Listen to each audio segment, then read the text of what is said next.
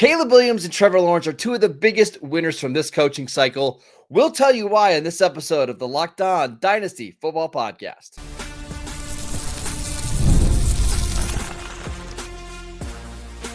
You are Locked On Dynasty Football, part of the Locked On Podcast Network. Your team every day. Here are your hosts, Marcus Mosher and Kate Madjuk. Welcome back to this edition of the Locked On Dynasty Football Podcast, part of the Locked On Podcast Network. Your team every day. We'd like to thank you for making us your first listen of the day. This episode is brought to you by FanDuel. Super Bowl 59 is here, and there's no better way to make every play more exciting than with FanDuel Sportsbook. New customers can bet just $5, and if you win, you'll score $200 in bonus bets. Download the app today or head to FanDuel.com to get started. Welcome back. I am your host, Marcus Mosher. You can follow me on Twitter at Marcus_Mosher. Joining me today, as always, is Kate Madjuk. You can follow her on Twitter at Kate Madjuk. On today's show, we're taking a look at the biggest winners and losers from the quarterback position during this coaching cycle. And Kate, let's start with Trevor Lawrence, who got Liam Coen as his new head coach. Going from Doug Peterson to Liam Coen sure seems like an upgrade to me. Why do you think he's one of the biggest winners here? Because Duval. Oh, I know.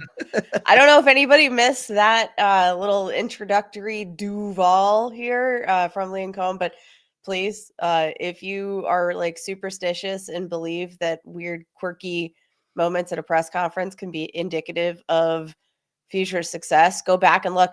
Let's not forget, we had one head coach have a kind of weird moment in a press conference, Mr. Dan Campbell, with the biting kneecaps, and everybody thought he was a weirdo, and let's go. He came out, and now we're talking about his predecessor moving on to another team. So like, hey, maybe Liam Coen is starting off this tenure just right. I think they've got to be very excited. Obviously, the Tampa Bay Buccaneers are devastated to have lost out. They wanted to make Liam Coen the highest paid offensive coordinator, or one of the highest paid coordinators in the league here. But the Tampa Bay Buccaneers, this was a team that ranked third in first downs achieved here during the 2025 or 2024 regular season, top 5 in EPA per play.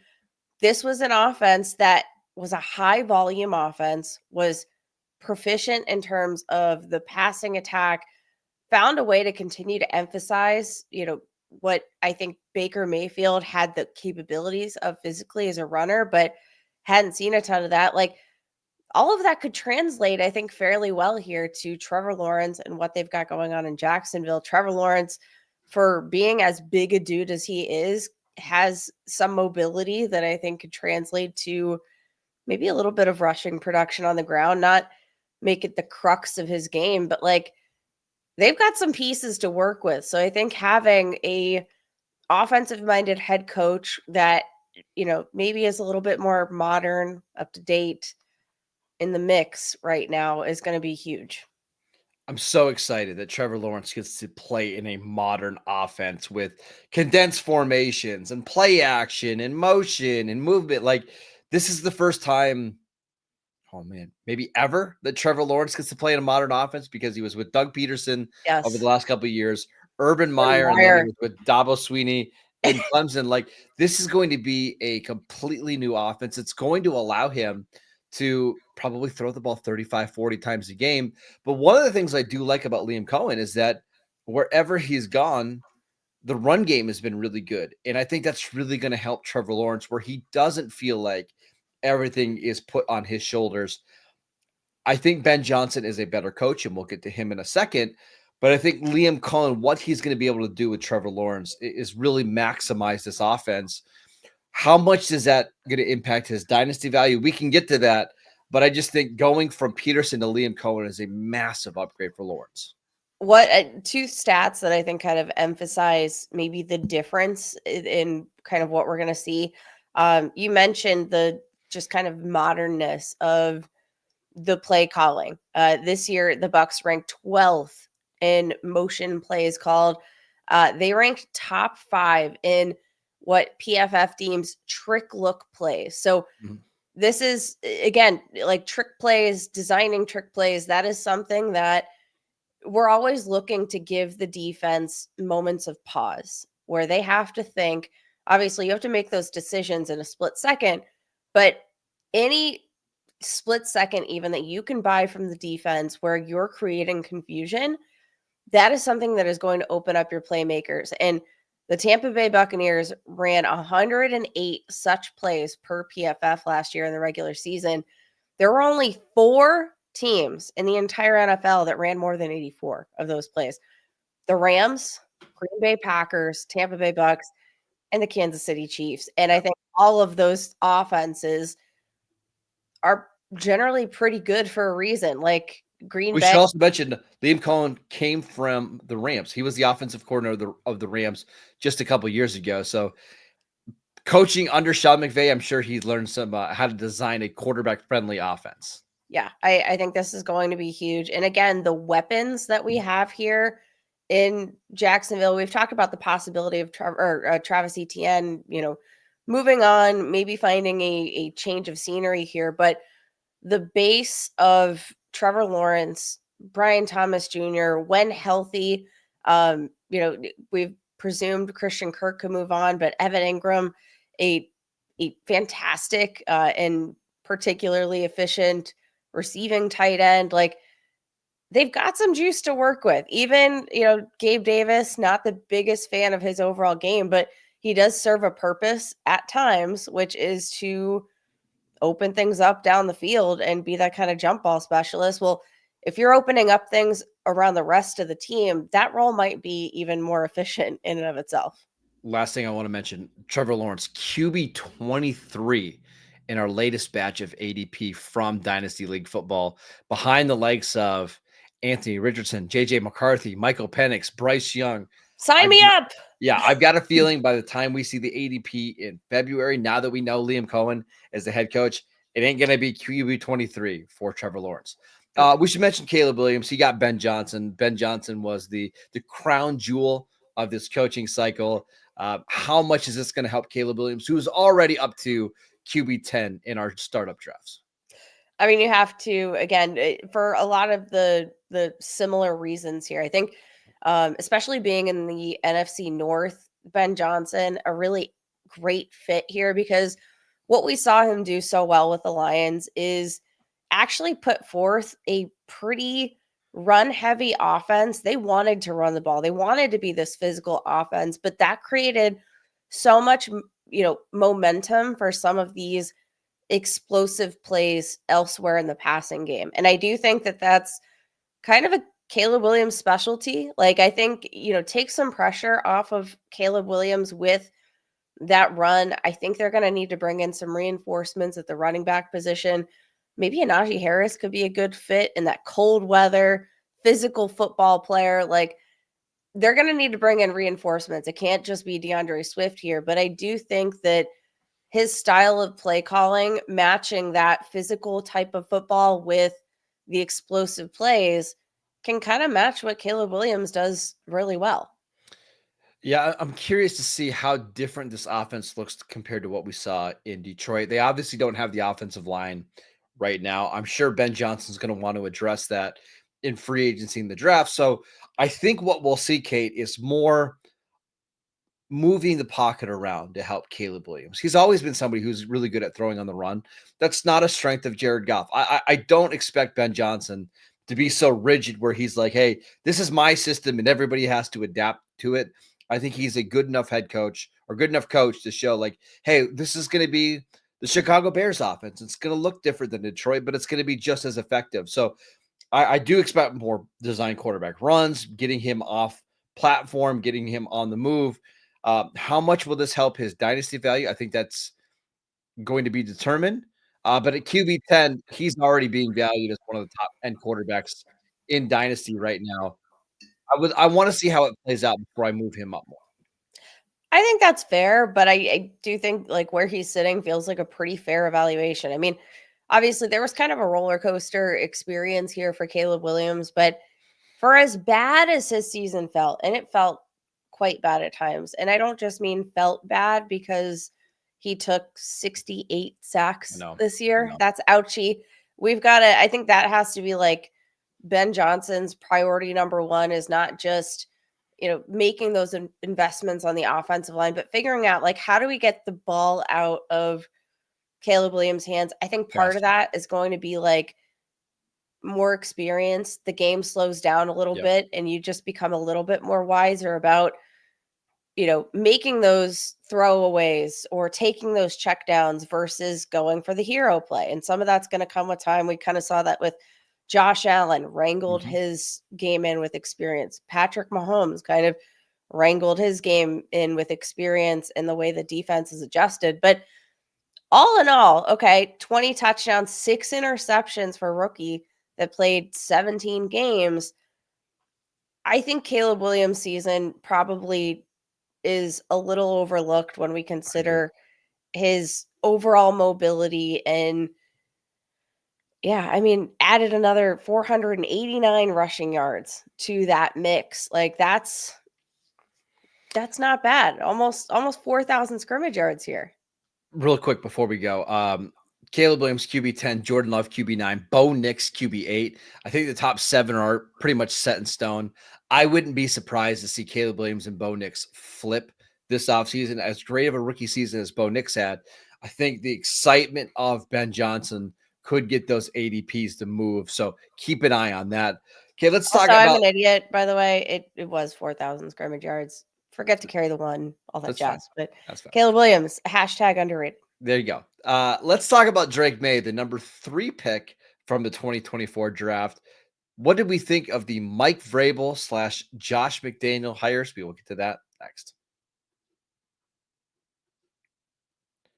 This episode is brought to you by FanDuel. Super Bowl 59 is here. 1 game, 2 teams, endless possibilities, and there is no better way to make every play more exciting than with FanDuel Sportsbook. Whether it's predicting the first touchdown, calling the MVP, or even betting on the coin toss, FanDuel makes it easy to get in on the action. With live betting all game long, you can adjust your bets as the game unfolds and feel the thrill from kickoff to the final whistle. I love betting on the Super Bowl. Some of my favorite bets are some of the prop bets, like the octopus bet, which is when a player scores a touchdown and then immediately scores the 2-point conversion after. This has hit in the last couple Super Bowls. It's a lot of fun. Go right now to FanDuel.com or download the app to get started. Bet just $5, and if you win, you'll score $200 in bonus bets. That is FanDuel.com. Bet with FanDuel, the official partner of Super Bowl 59. Welcome back to the Locked On Dynasty Football Podcast. We'd like to thank you for making us your first listen every single day. Kate, I want to talk about Drake Maye because I think Drake Maye had a really good rookie season. Now, I don't think the coaching staff was great. I do think they improved overall with Mike Vrabel and Josh McDaniels. But I think there was a lot of people who in dynasty leagues were hoping for a Ben Johnson or a Liam Coen or somebody like that. Does Mike Vrabel concern you as Drake Maye's head coach? Here's the thing. I think Mike Vrabel, a very good head coach, but I think the biggest concern here is that we really wanted to see an offensive mind come in to develop this quarterback, and not just an offensive mind, but like a modern day offensive mind. We have to remember that all of the years that Josh McDaniel has been offensive coordinator, dating back to 2006, his first year as OC with the Patriots, that's a long time. And he designed an offense that was, he primarily designed offenses for Tom Brady. Like that, I think in and of itself kind of tells you everything you know. The offenses in the modern day NFL have evolved significantly since, Tom Brady's early days and throughout the years. I think we just kind of wanted to see some more opportunity for creativity, some more opportunity to involve some more modern concepts like the motion, like the trick plays and creativity in that direction that generally will take some more pressure off of that quarterback and open things up in the rest of the offense.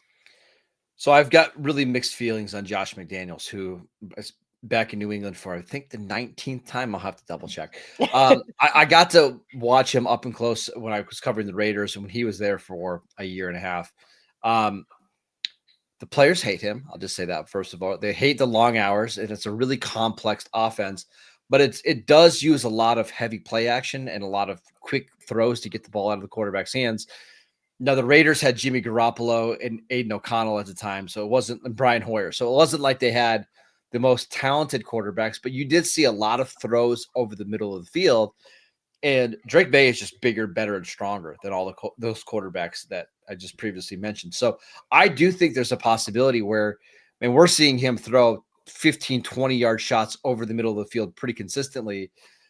But I don't necessarily think McDaniels is the type of offensive coordinator that I would love with a young coach or with a young quarterback, because I do think this offense takes a long time to learn, and you have to have the weapons to make this offense work. It's not a bad hire, but I think we were hoping for somebody that could kind of quickly get Drake Maye up to speed, and I just don't think that's Josh McDaniels. Yeah, I think like the term QB friendly comes to mind here. Probably not going to be the most QB friendly system, at least not until Drake Maye figures it out. And well, in the weapons, that's the thing, is this is an offense that needs premier weapons to work. And that's why they went out, the Raiders at least, went out and got Devontae Adams, because this offense was not working without an elite receiver.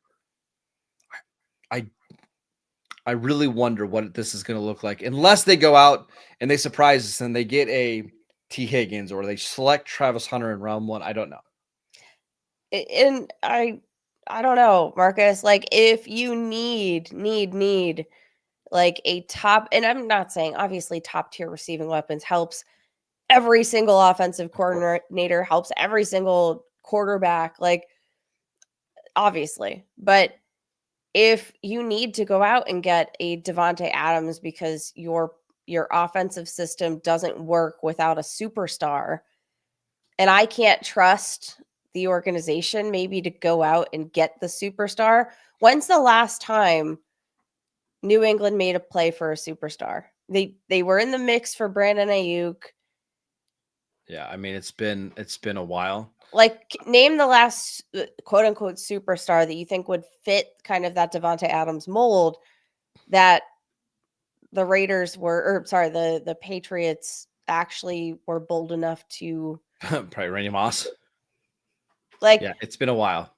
If that's what you need to make the offense work, and I know obviously Josh McDaniels is no stranger to the Patriots organization, but he also had Tom Brady, who he is a master of playing the field, reading the field, making these short throws, and executing an offense that is timing based, had the experience to process it. I don't know. I hate everything about it. And I'm not saying Josh McDaniels is a bad offense. He's not a bad coach. No, he's not a bad coach. It's just a very complex offense. And it's a weird fit for me. It is a weird fit. I will say there's just a chance that Drake Maye is so good that the scheme doesn't matter too much, and he's able to overcome some of the deficiencies of the scheme. But I do think he's going to need more talent at receiver. I just don't know how they go out and get it. I like Pop Douglas. Jalen Polk didn't show us a ton last year. Didn't show us anything. No. So that's got to be priority number 1 for the Patriots, is getting, I know finding a number 1 receiver is hard, but just finding competent receivers that Drake Maye can trust over the middle of the field, priority number 1. Okay, let's talk about some quarterbacks that we're not sure how to value them after the new coaching moves, and that includes Jared Goff and Dak Prescott. We will get to that next. This episode is brought to you by LinkedIn. As a small business owner, your work doesn't end when the clock hits 5. Your business is always on your mind, which means when it's time to hire, you need a partner that works just as hard as you do. And that's where LinkedIn Jobs comes in. When you clock out, LinkedIn clocks in. LinkedIn makes it easy to post your job for free, share it with your network, and get qualified candidates all in one place. LinkedIn's new feature can help you write descriptions and then quickly get your job in front of the right people with deep candidate insights. And here's a pro tip. Add the hashtag hiring frame to your profile picture to double your reach to qualified candidates. It's no wonder 72% of small businesses say LinkedIn helps them find the high quality hires that they need. Post your job for free at linkedin.com/LockedOnNFL. That is linkedin.com/LockedOnNFL to post your job for free. Terms and conditions apply. Welcome back to the Locked On Dynasty Football Podcast. We'd like to thank you for making us your first listen of the day. For your second listen, check out the new Locked On NFL show. 2 shows every single day. One in the morning with Tyler Rowland, one in the afternoon with Tony Wiggins, available wherever you get your podcasts. All right, Kate, let's talk about a couple quarterbacks that I don't know what to do with. And let's start with Jared Goff because he lost Ben Johnson. I believe as of this recorded, they have still not hired an offensive coordinator yet. Actually, it just, I believe, became official as we were recording this. Okay. The Lions have hired John Morton as their offensive coordinator. John Morton, 1 year of OC experience dating back to 2017 with the New York Jets. Not an offense to write home about, ranked 28th in yards, 24th in points. Has like an interesting breadth of experience, I would say. Worked under Sean Payton, wide receivers coach, passing game coordinator over the past 2 years. Worked under John Gruden. Like Todd Bowles. There were some interesting names here. Like Jim Harbaugh was the wide receiver coach under Jim Harbaugh with the 49ers. Like he does have a ton of NFL experience. The 1 year of OC experience didn't quite pan out. But Yeah. I don't know what to make of this because I thought the 49ers were one of these, or sorry, the Lions were one of these teams that would be a little bit more like safe from the I thought they would impact. hire somebody from within. Like, hey, let's just keep this Yeah. system. Yeah. Um, So this is I, kind of weird to me. I've got to assume that with a lot of veteran players on this roster, including Jared Goff, Amon-Ra St. Brown, David Montgomery, like they're going to try to keep things as close as they did last year, right? Now there's going to be some obvious tweaks and changes that they're going to make. I think Ben Johnson is a really, really good play caller, and he's really good at designing some trick plays and designing these easy throws for Jared Goff. I don't want to say that Jared Goff is suddenly going to become unusable for fantasy, but he's QB 13 right now in our dynasty startup drafts. And I'm looking at quarterbacks like Kyler Murray and Baker Mayfield that are going directly behind him. And I think I prefer both of those guys to Goff right now.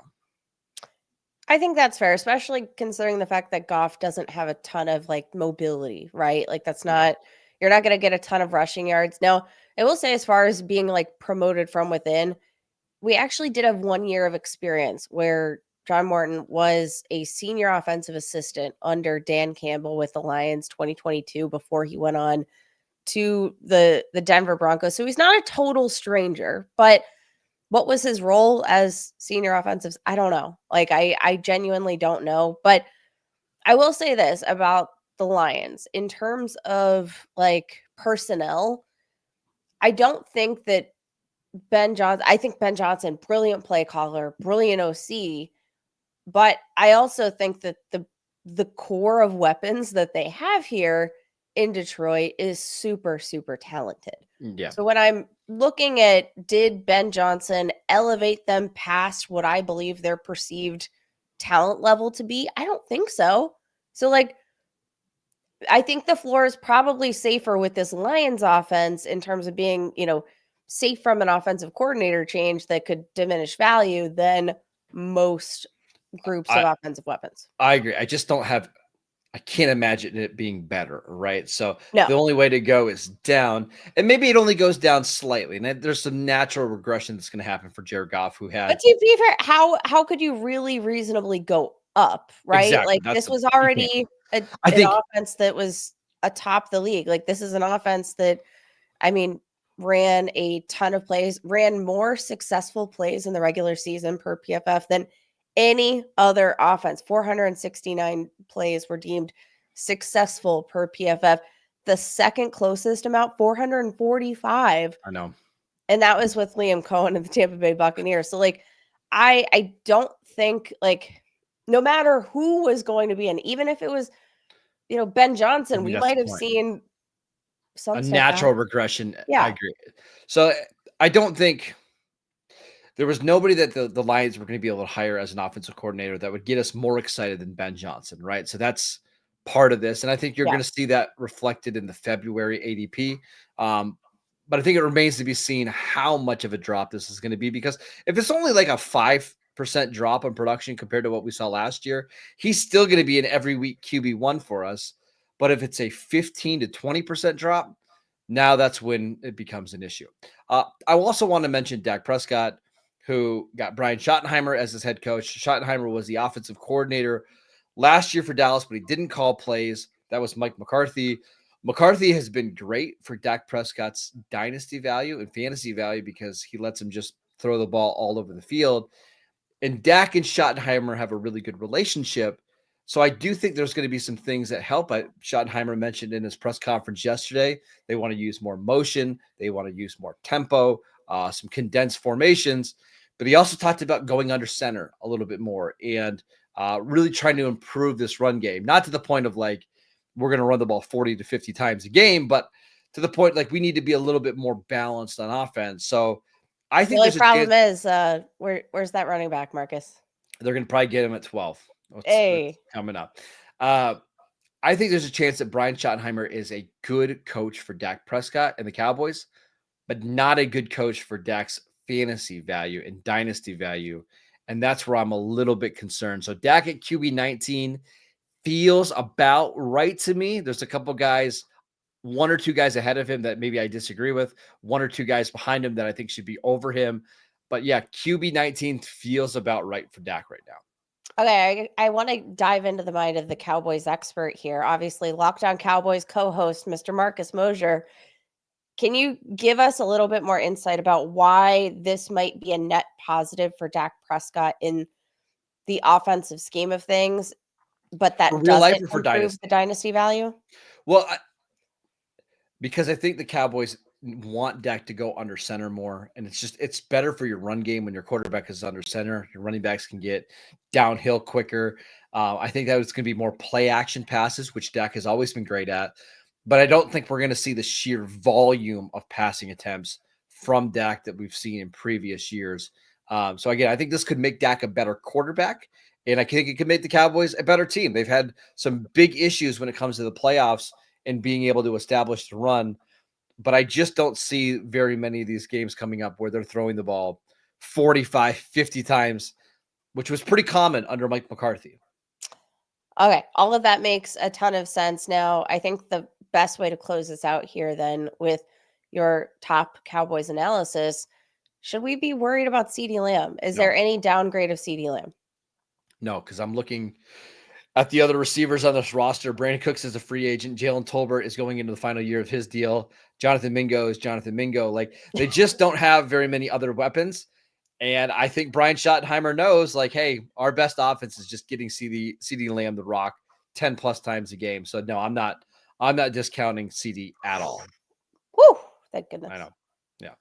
All right. That is it for today's show. We want to thank you for making Locked On Dynasty Football your first listen every single day. Make sure you tune into tomorrow's show when Matt Williamson will be here. You can follow him on Twitter at Williamson NFL. That's at Kate Modjuk. I'm at Marcus_Mosier. Follow us on Twitter. Check out the channel on YouTube. Download the podcast wherever you get your podcast, and we will see you right back here tomorrow.